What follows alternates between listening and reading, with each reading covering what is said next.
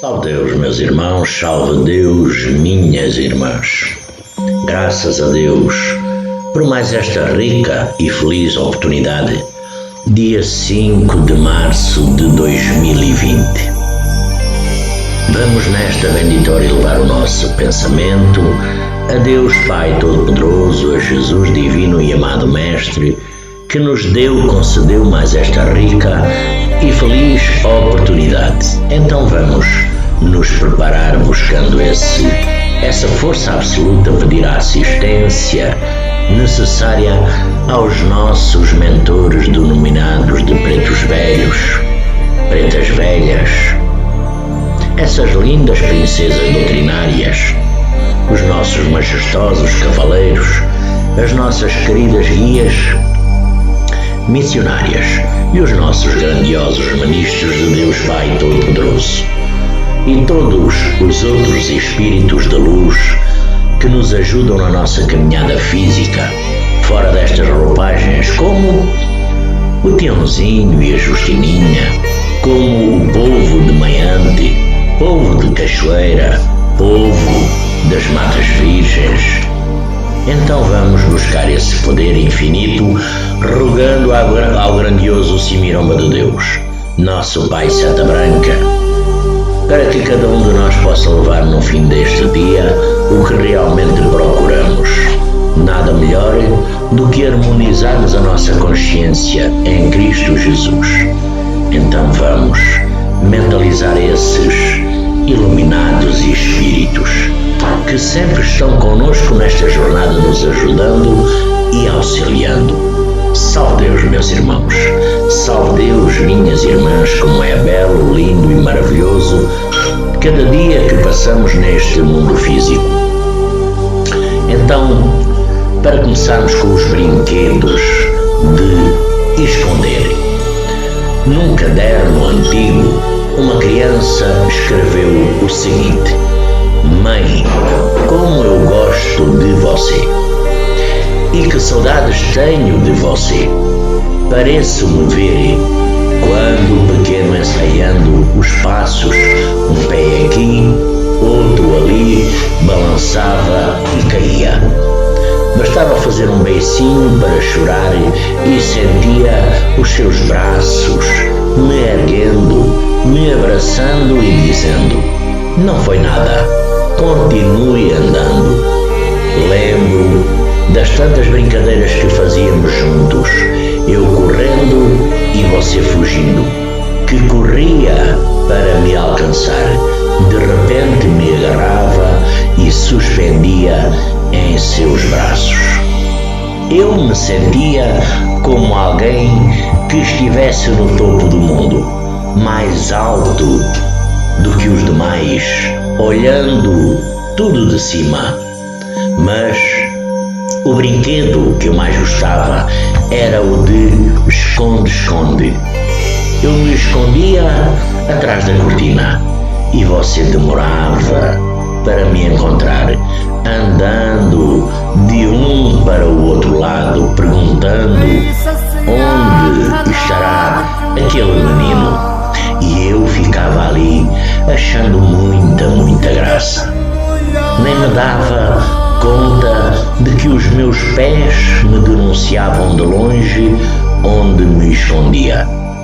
Quando era você que se escondia, eu procurava naqueles mesmos esconderijos que eu conhecia.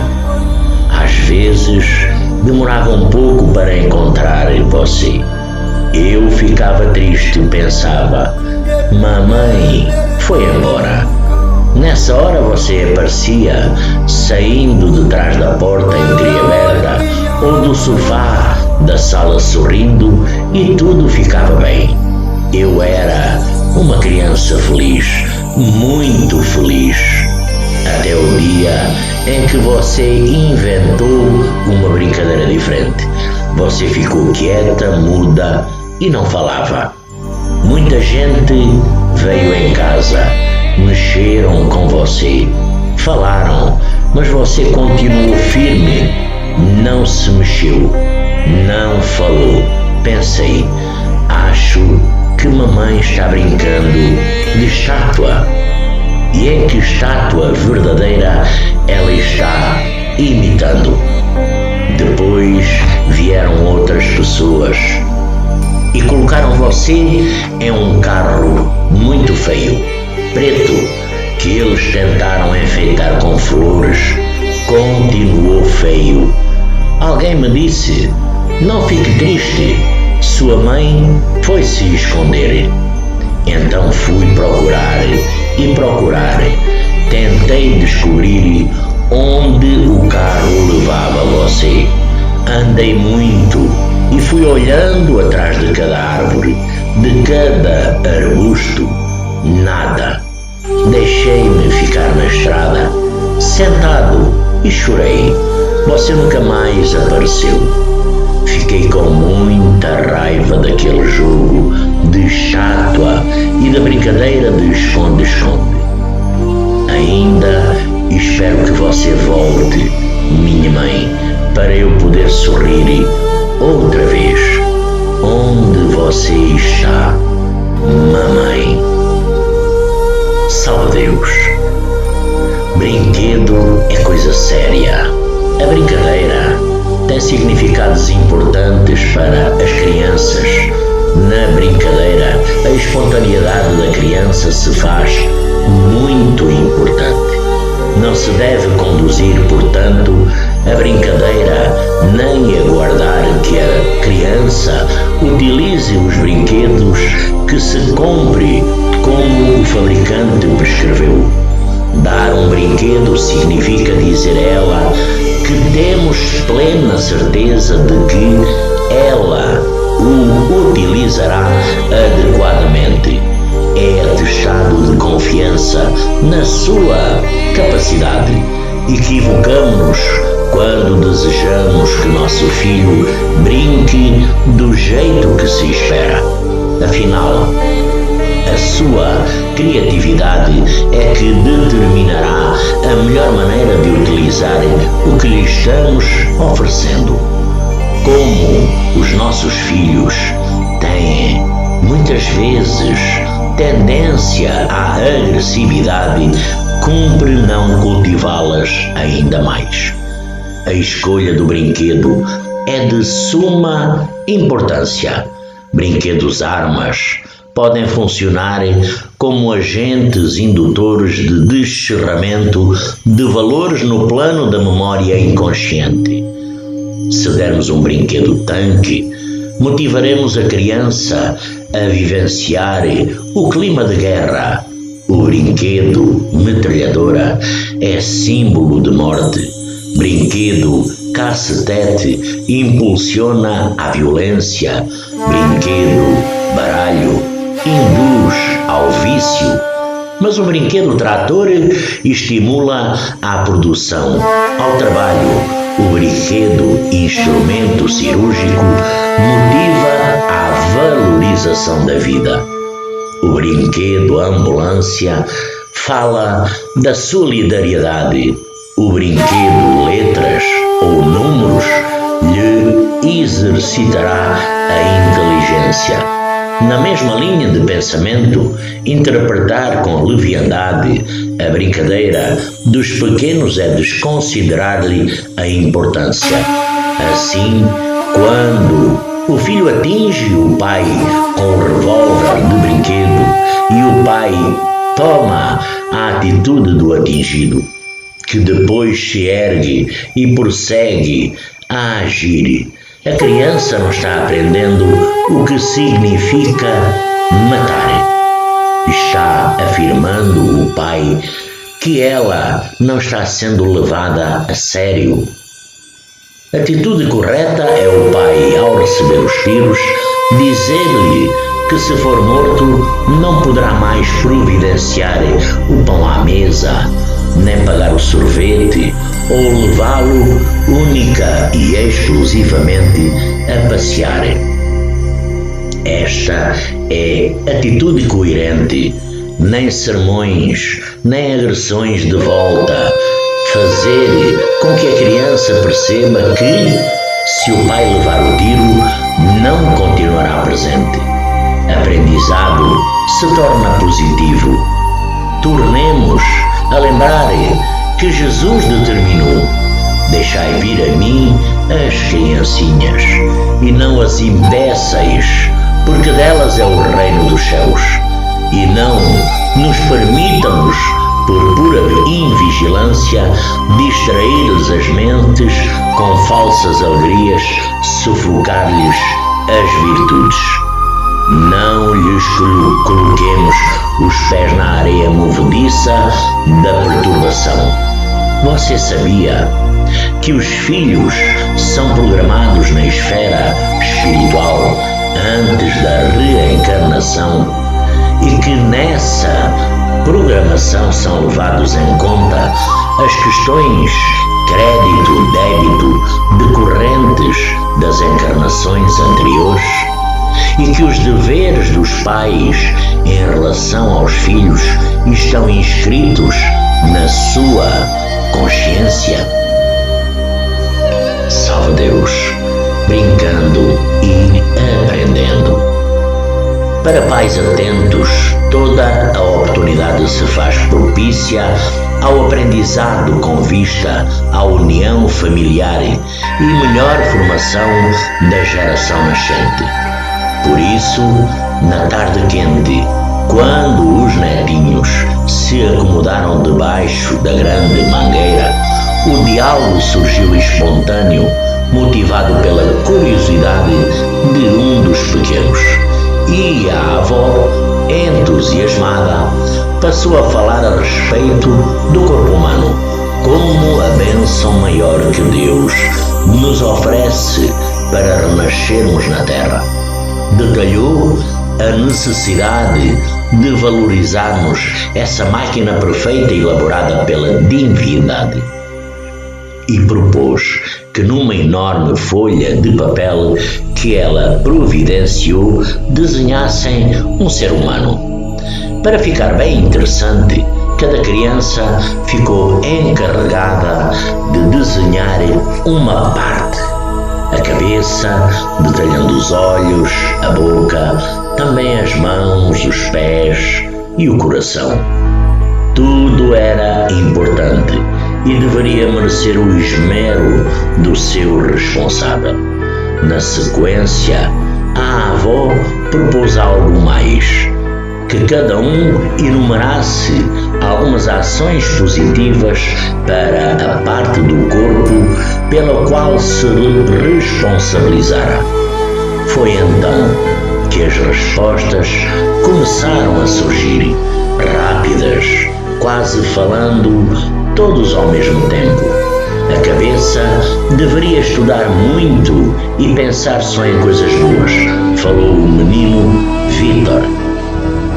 Os olhos deveriam colaborar com a cabeça, olhando igualmente as coisas boas, o céu, as flores, para ficarem bem iluminados, lembrou a pequena Lais. E continuaram os demais. A boca precisaria falar palavras gentis e abençoar. Os pés deveriam andar por caminhos certos que levam para a escola, para o parque, para a casa dos amigos. E o coração deveria bater certinho para fazer circular o sangue no corpo, afinal, ele é que pulsa bastante quando se ama, quando se está feliz. Foi um dia apaixonante. As crianças se divertiram, correram a mais não poder, brincaram, gritaram, utilizando todo o seu corpo para dizer da sua felicidade.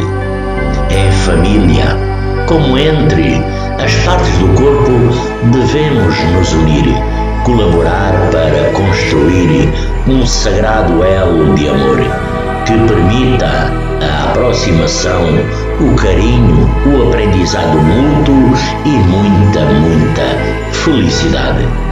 Deus nos reúne em família para que na convivência diária tenhamos oportunidades de nos entendermos considerando que muitos de nós temos dificuldades uns com os outros.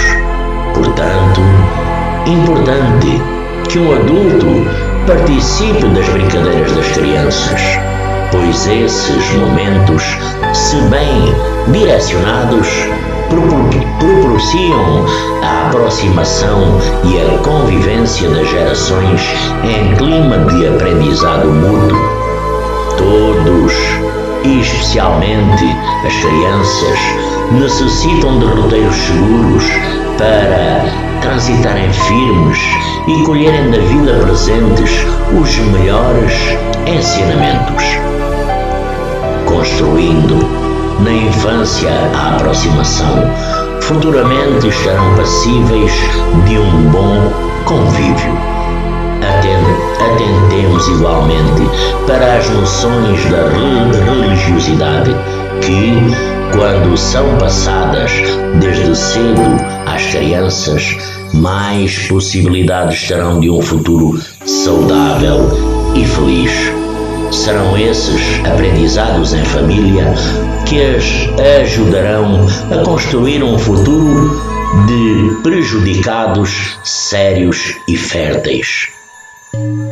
Que saibamos aproveitar todos os instantes para semearmos em seus corações as boas sementeiras.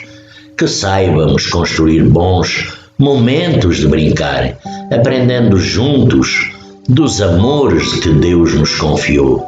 Nada na vida é mais gratificante do que ver os nossos amados trilhando a estrada da felicidade verdadeira. Basta fazermos a nossa parte. Graças a Deus. E agora, as dádivas de Deus. Você já se deu conta alguma vez de quantas pessoas já passaram por a sua vida? Já percebeu que algumas entraram em sua vida por uma razão, outras por uma estação e algumas permaneceram e permanecem a vida inteira? Quando alguém penetra em nossa vida por uma razão, é geralmente para suprir uma necessidade que nós demonstramos. Esse alguém vem para auxiliá-lo numa dificuldade, para lhe fornecer orientação e apoio e ajudá-lo fisicamente, emocional e espiritualmente. Tão importante se faz a presença dele, que você acredita que ele é uma dádiva de Deus. E é. Depois, um dia, da mesma forma que entrou em sua vida, assim também ele se vai. Pode ir através da porta da morte ou simplesmente partir para outros lugares. Mas a sua necessidade foi atendida e o trabalho daquela pessoa foi feito. As suas orações foram atendidas e agora é tempo de ir. Por outro lado, existem pessoas que entram em sua vida por uma estação. É um período mais longo, trazem a experiência da paz, da tranquilidade. Ensinam alguma coisa que você nunca havia feito antes. Essas são as dádivas de Deus mais prolongada, manifestando-se em semanas e meses.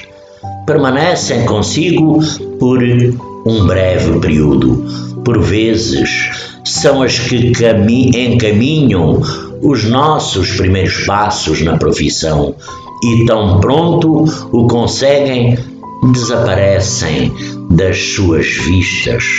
Mudam-se para outras instâncias, tornam-se outros caminhos e é possível que você nem mais as encontre nesta vida.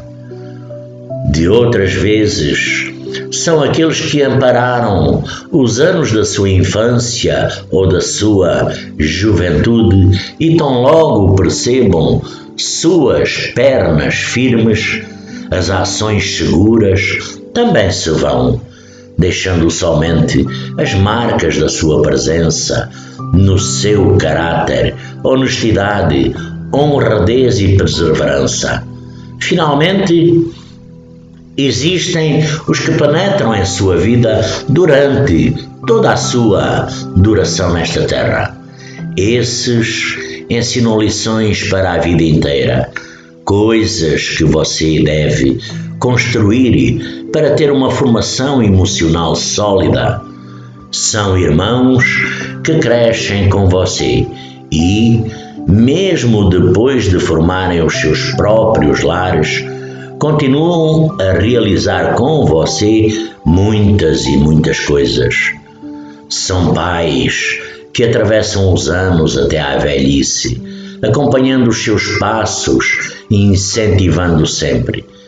É o cônjuge que se transforma em parceiro das lutas mais acerbas e dos momentos mais doces. Todos eles, os que chegam por uma razão, uma estação ou uma vida inteira, são as dádivas de Deus na sua vida. Saiba reconhecê-las e apreciá-las, porque você está mergulhado no oceano do amor de Deus. Todos os dias, gotículas desse amor alcançam você, no sorriso do seu filho, no abraço do amigo, na palavra confiante de um colega, no incentivo de quem ama e confia em você, em sua vida. Não deixe de olhar ao seu redor e descobrir essas preciosidades de Deus. Envia ao seu caminho por uns dias, uns meses ou até para além da morte. São expressivas bênçãos de Deus, presentes da divindade aos seus filhos, mergulhados na carne, sempre carentes de cuidado e amor. Salve Deus! E também temos a dádiva da semeadura. Foi num período de férias, quando toda a família foi para a praia. A Secretaria da Agricultura promovia campanha específica e distribuía mudas de plantas frutíferas. Aquele pai de família parou o carro e recebeu uma muda de laranjeira. Repentinamente, sua mente retornou aos dias da infância, no quintal em que se misturavam pessegueiros, figueiras, abacateiros e laranjeiras. Ao retornar ao lar, na capital, o problema foi encontrar um local adequado para aquela muda, que se deveria transformar em produtiva árvore. O quintal não era muito grande e o local escolhido foi à beira do muro da direita da casa. Como a reviver os anos em que, garoto, subia pelos galhos das árvores, apanhando os frutos e saboreando-os. Ali mesmo, Laertes, ansioso, passou a vigiar a mudinha. Ela não se importou com aquela ansiedade. Foi-se desenvolvendo a pouco e pouco. Venceu o primeiro e rigoroso inverno. Retornou verde. A galhada se espalhou, os anos rolaram e a cada ano Laertes ficava à espreita de uma flor, uma simples flor que haveria de se transformar em fruto. E nada. Ele desistiu de esperar laranjas e passou a observar em que foi se transformando a laranjeira. Uma árvore cheia de vida, na qual os pássaros vinham se abrigar e construir os seus ninhos. As sábias foram as primeiras a se instalar no meio daquela ramagem e construíram um ninho que, anualmente, era alugado por outras, que dele se serviam. Interessante, a natureza. Laertes se acostumou à ocupação da passarada e à consolidação da árvore em condomínio barulhento. Muito balúcio no alvorecer e no anoitecer, como numa disputa pelos melhores lugares.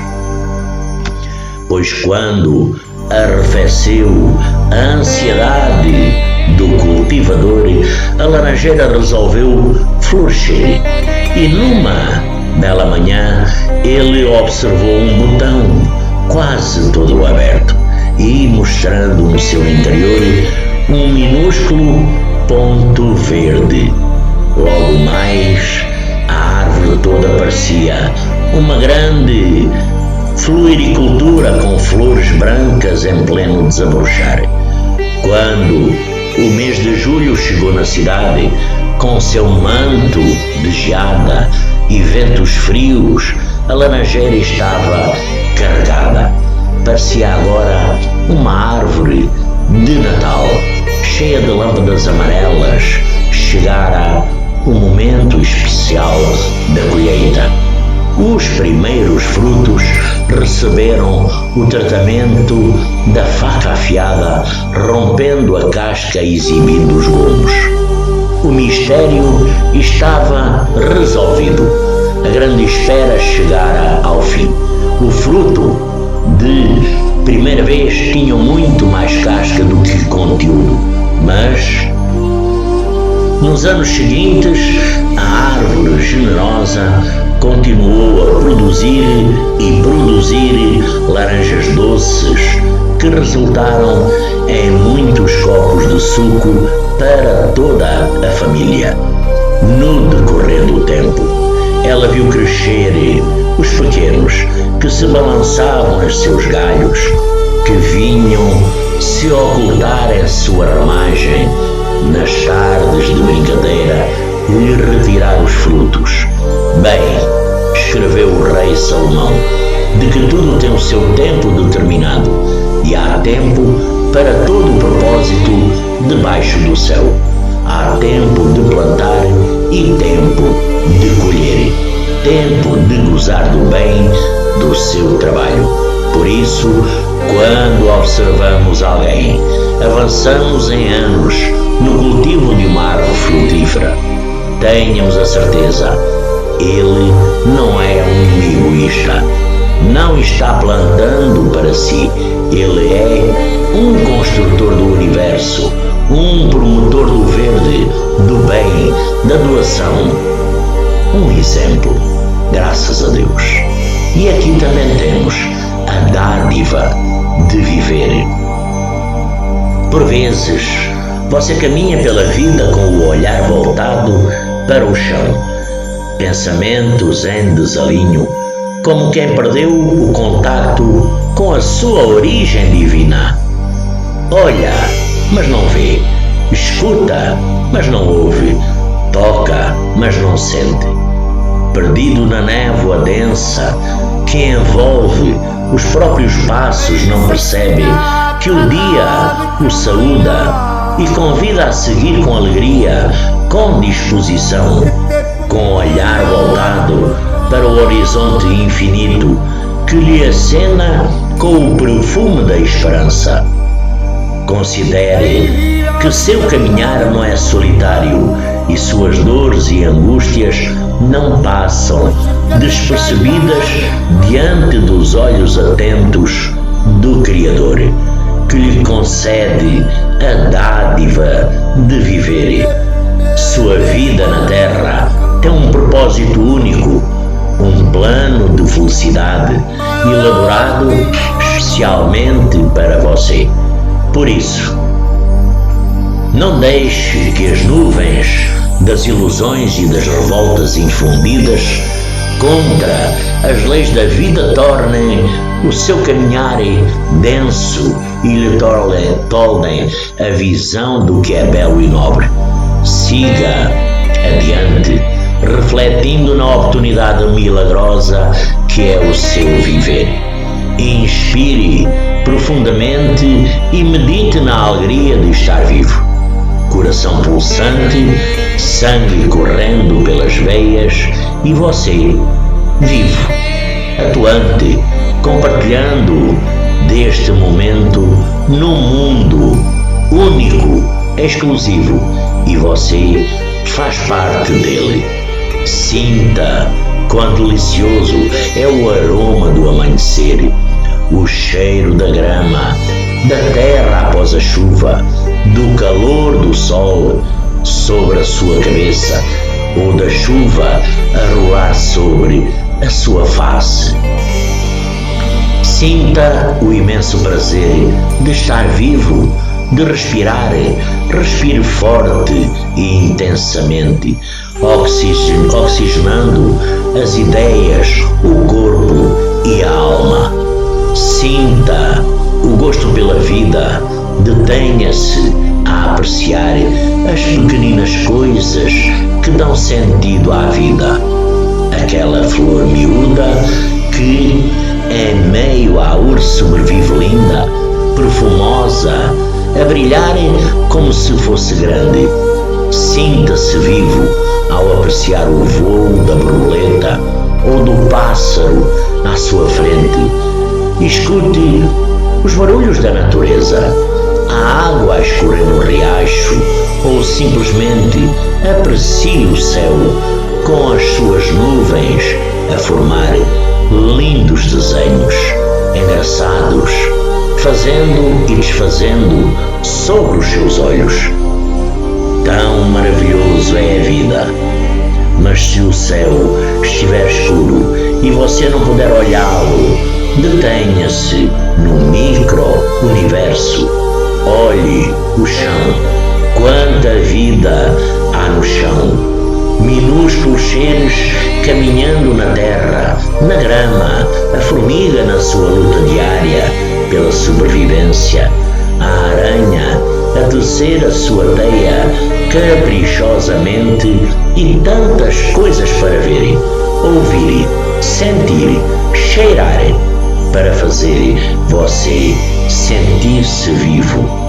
Observar a natureza é pequeno exercício diário que fará você relaxar, esquecer por instantes as provas, ora rudes, ora amenas, que a vida nos impõe.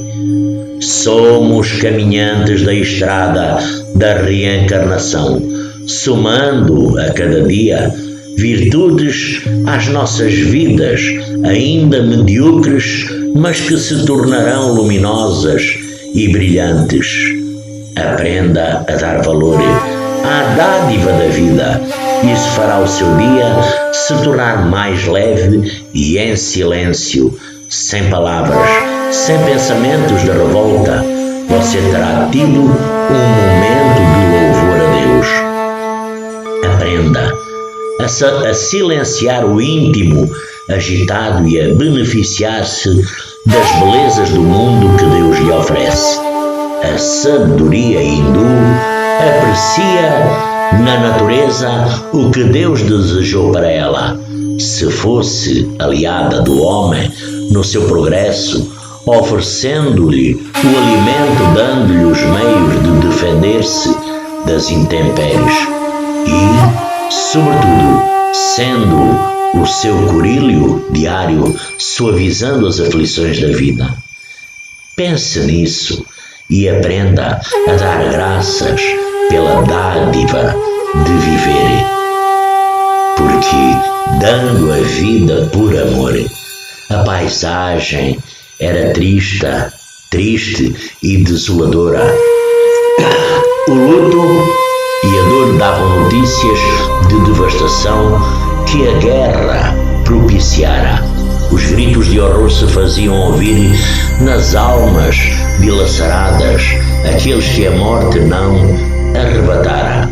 Aquelas pessoas estavam ali como adornos vivos no quadro de miséria e fome que restara da Segunda Grande Guerra. Entre os sobreviventes havia uma mãe buscando desesperadamente saciar a fome do filho querido. O pequenino sugava o seio materno em vão, pois o leite já havia acabado há muito tempo por falta de alimentação da mãe. As horas se escoavam e a solução não chegava. A fome do filho amado se fazia ouvir nas profundezas da alma, no choro de agonia. Aquela mãe sentia a vida se extinguir como uma vela que se apaga lentamente. E porque o seu amor era maior que a própria existência, tomou de uma lâmina e cortou a veia do braço, para saciar com o próprio sangue a fome do filho querido. Na medida em que o filho sugava com voracidade o alimento, os braços maternos iam perdendo as forças, e em poucos dias aquela mãe se despedia da vida física, deixando o fruto do seu amor na face da terra. O socorro chegou e fez com que o esforço daquela mãe não fosse em vão. O filho cresceu e pôde, durante toda a existência, homenagear a heroína que dera a vida para salvar a sua. Quantas são as mães que dão a vida pelos seus filhos? Quantas sentem as forças se esvaindo dia a dia para que os filhos cresçam fortes e saudáveis, esquecidas de si mesmas? Quantas heroínas anónimas existem sobre a face da terra? São mães sofridas que passam dias e noites vigiando o filho enfermo, destilando gotas do mais profundo afeto para que o filho sobreviva. São mães que amargam a dor de um filho delinquente, mães que oferecem o seio descarnado e vazio para que o filho não morra de fome, alimentando com a força do amor sublime que emana das profundezas da sua alma. Mães que disfarçam os sulcos das agonias, suportadas como um sorriso nos lábios, agradecendo a oportunidade de serem co-criadoras com Deus. Ser mãe é ofertar-se por inteiro para que os filhos de Deus nasçam e cresçam em direção à luz divina.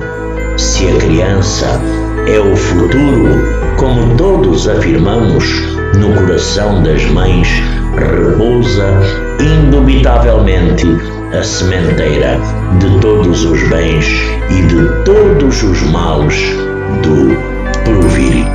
Graças a Deus por mais esta rica e feliz oportunidade. Salve Deus e graças a Deus.